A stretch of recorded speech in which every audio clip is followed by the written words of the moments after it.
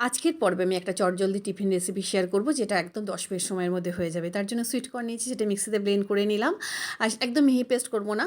আর এর মধ্যে যা যা আমি দেবো সমস্ত কোয়ান্টিটি লিখে দিয়েছি। দেবো হলো পেঁয়াজ কুচি, আদা কুচি, ধনেপাতা কুচি, লঙ্কা কুচি, গোলমরিচ গুঁড়ো, চাট মশলা, কাশ্মীরি লঙ্কা গুঁড়ো, লেবুর রস, সমস্ত কিছু ভালো করে মিক্স করে দেবো। নুনটা কিন্তু পরে অ্যাড করবো, না হলে কিন্তু জল বেরোতে শুরু করবে।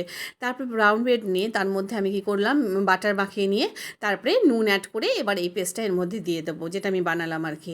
এবার এগুলোকে এর ওপর দিয়ে আরেকটা পাউরুটি দিয়ে স্যান্ডউইচের মতো করে মাঝ বরাবর কেটে নেব। স্যান্ডউইচ সবসময় মাঝখান দিয়ে কাটলে কী হয়, একদম যখন কাটবো তখন ছিঁড়ে যাবে না, একদম ঠিকঠাকভাবে কেটে বেরিয়ে আসবে। এবার প্যানে বাটার গরম করে এগুলোকে এপিট ওপিট টোস্ট করে ভেজে নিতে হবে। আসলে যারা কর্মরত, সকালবেলায় মারা বিশেষ করে যখন বাইরে বেরোবে, বাচ্চাকে রেডি করা, বাড়ির হাজবেন্ড বা অন্যান্য কারোর সমস্ত কিছু রেডি করতে করতে নিজের জন্য প্রায় কিছুই বানাতে পারেন না। তাদের জন্যই আমি আজকে এই জলদি রেসিপি শেয়ার করলাম। কেমন লাগলো অবশ্যই জানাবেন।